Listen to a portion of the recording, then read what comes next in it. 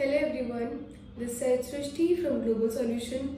I am here the marketing manager and today I will be discussing about the new policy by the Central Pollution Control Board Department. I will be discussing about EPR Non Ferrous.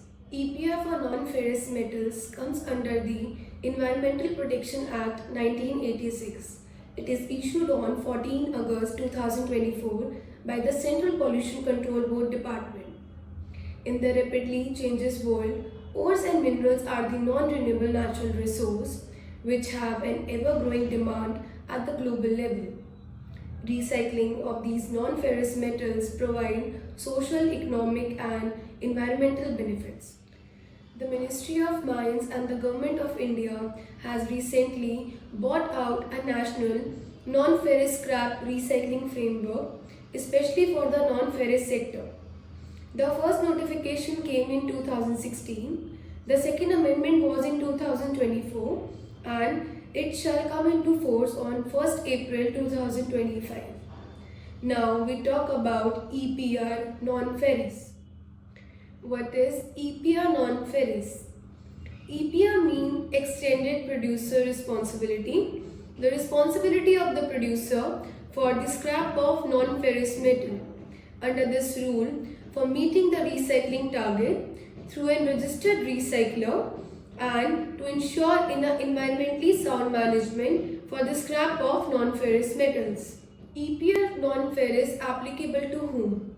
The following entities are applicable for the EPR non-ferrous certificate: manufacturer, importer, producer, collection agent, recycler and refurbisher. In case any entity falls more than one category, then the entity shall register themselves under each category separately. The validity of the non-ferrous certificate shall be 2 years in the end of financial year in which it was generated.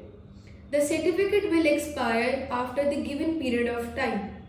The registration shall be done online onto the CPCB Central Pollution Control Board portal.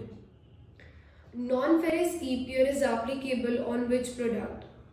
The product list made of non-ferrous metals are the following, like cans for beverages, packaging foils for food and pharma, toys, utensils, doors, window shutters, aluminium alloy bicycle and much more. The whole product list link is in the description box for your reference. There are some responsibility given to the manufacturer, producer, recycler, refurbisher and collection agent to manage and channelize of the non-ferrous metal.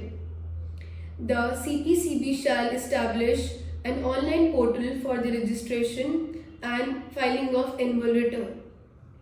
The portal shall be functional within the 6 months from the date of commencement. The manufacturer and the producer needs to do the annual report filing on annually basis after the issuance of the certificate. CPCB shall lay down the guidelines for the incomposition and the collection of environmental compensation for the producer for the non-fulfillment of the EPR obligation. The EC shall be levied on the recyclers for providing the false information or providing the false EPR certificate. The client needs to submit the data and as per the policy, some kind of target given by the CPCB department. As per the policy, there are some target given by the Central Pollution Control Board. In 2025 to 26, 10% of the recycling target. In 2026 to 27, 10% of the recycling target. In 27 to 28, 30% of the recycling target. In 2028 to 29, 30% of the recycling target.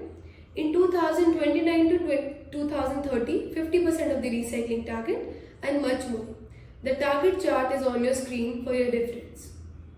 Here, 10% of the quantity of the product made of non-ferrous metal in the year Y minus X, where X is the average life of the product.